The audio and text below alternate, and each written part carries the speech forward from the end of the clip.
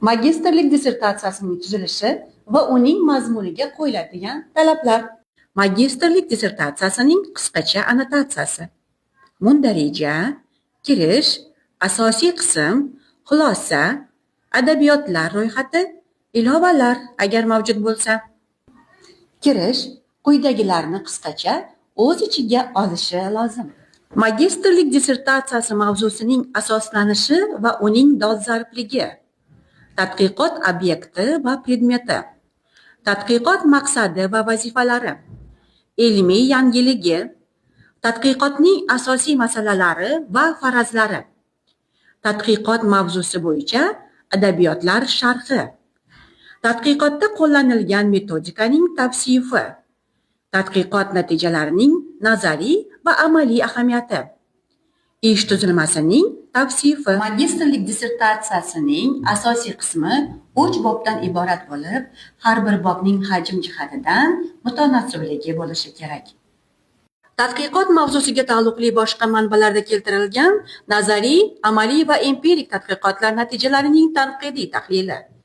Tadqiqot metodikasi va ishning amaliy qismi bayoni.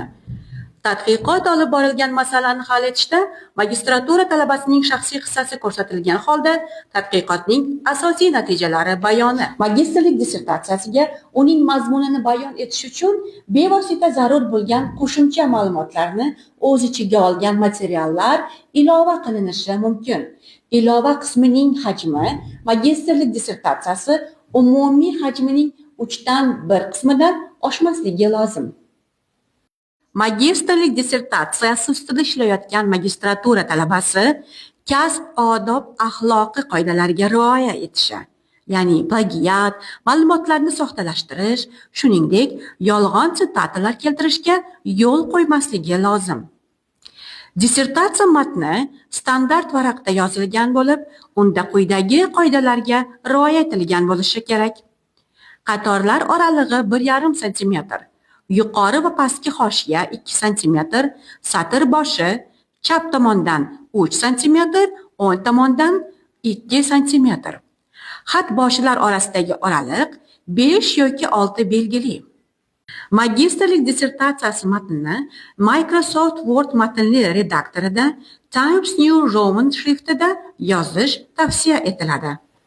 Magistrlik dissertatsiyasi magistratura talabasi o'qigan tilda, kafedra yoki magistratura bo'limi tavsiyasiga muvofiq chet tilida tayyorlanadi. Chet tilda tayyorlangan magistrlik dissertatsiyasiga davlat tilida yozilgan annotatsiya ilova etiladi. Bunday magistrlik dissertatsiyalarining dastlabki va rasmiy himoyalari tarjima bilan o'tkaziladi. Magistratura mutaxassisligi xususiyati hisobga olingan holda magistrlik dissertatsiyasi tarkibiy qismlarining mazmuni va hajmi fakultet o'quv metodik kengashining qarori bilan o'zgartirilishi va ko'paytirilishi mumkin.